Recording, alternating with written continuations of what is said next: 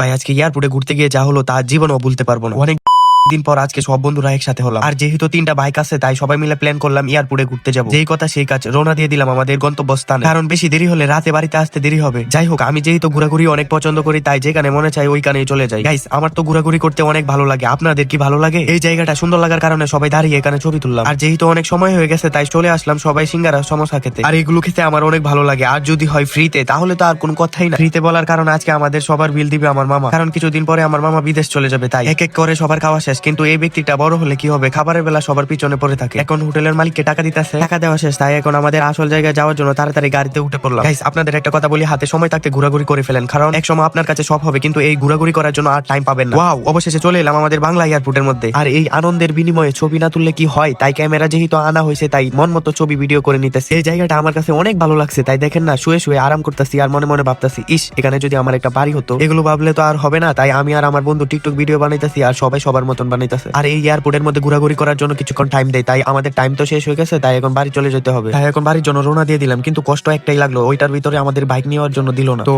আজকের মতো বিদায় নিচ্ছি। প্রিয় ভিডিওটি ভালো লাগলে লাইক, কমেন্ট এন্ড শেয়ার করে দিও। আল্লাহ হাফেজ।